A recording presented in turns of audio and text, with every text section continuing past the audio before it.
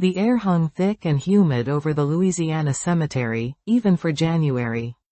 I was sweating bullets in my damn black suit, watching the gravediggers lower Grandpa Earl's coffin.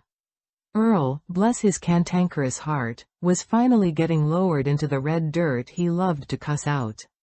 My grandma, Mabel, dabbed at her eyes with a lace handkerchief, a trembling mountain of grief and Chanel No. 5. I put an arm around her, feeling the tremor run through her. Behind us, the mourners, a motley crew of relatives, poker buddies, and Earl's favorite waitress from the Waffle House, mumbled condolences. But the real drama wasn't about Earl's passing, not really. The real drama, the kind that could curdle milk, was about what he and her had brewing for decades. "He was a damn mule," Mabel whispered, her voice thick with tears. "But he was my mule. He was something, Grandma. Something all right." I chuckled, a nervous tick. Because the something she was talking about was a decades-long feud with her own mother, my great-grandma Alara. And Alara was even more hellacious than Earl.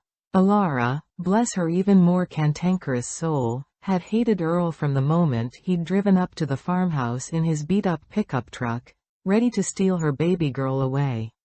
Their battles had been legendary. Arguments over everything from Earl's chewing tobacco habit to his questionable politics. But the real kicker, the one that always ended the shouting match, was this: "I'll outlive you, you overgrown toad." Alara would screech, punctuating the air with a bony finger. "And when I die, you stay the hell away from my cold feet."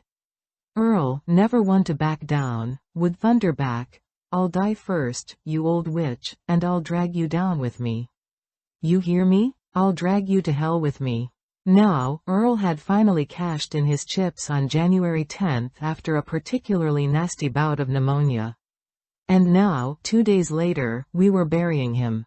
My dad, Bobby Ray, a man whose face usually looked like he was perpetually sucking on a lemon, nudged me.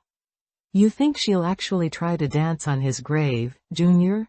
he muttered, jerking his head towards a distant figure leaning heavily on a cane. It was Alara, 98 years old, and looked like she could still wrestle a grizzly bear. She was watching us, her eyes like chips of flint.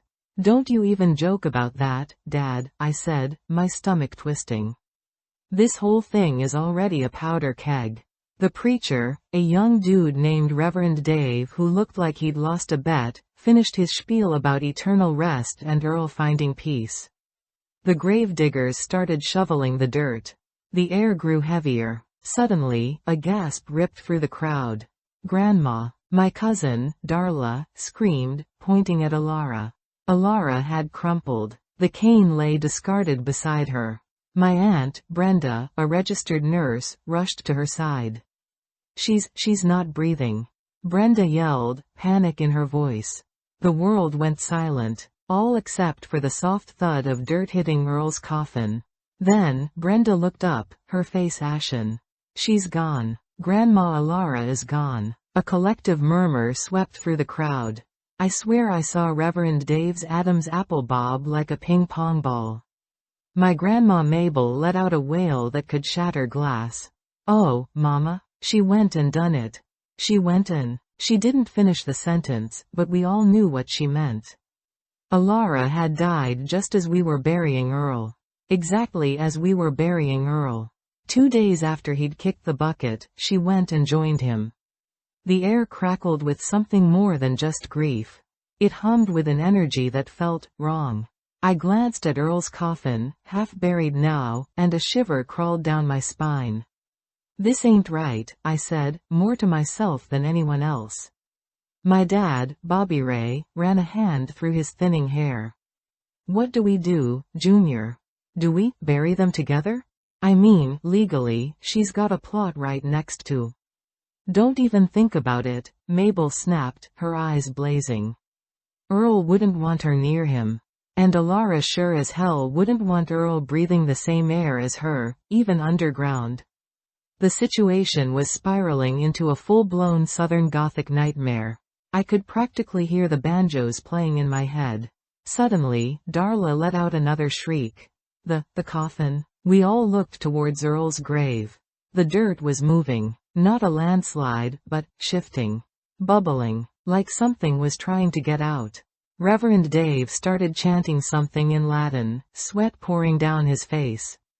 My Aunt Brenda fainted. Then, a voice, raspy and low, echoed through the cemetery. It was Earl's voice. And it was coming from the grave. "Alara? You, old hag, you think you can follow me? Well, come on down. I've got a shovel with your name on it." Before anyone could scream, before even the gravediggers could drop their shovels, the ground split open. And sticking out of the newly made crack, you couldn't see anything except, you guess it? Two pale, blue cold feet clad in pristine white socks. My grandma let out a howl. "Mama, she's trying to get out." I blinked, and as quickly as it came, it was gone. The dirt calmed down, the hole closed. But the smell of damp earth, decay, and a faint whiff of lavender hung in the air. And everyone who was there knew one thing: Earl and Alara's feud wasn't over. It had just moved 6 feet under. Whether they're going to be battling in hell or not, I don't know. But one thing is for certain: if I ever hear sounds coming from the cemetery at night, I'm buying a one-way ticket to Alaska.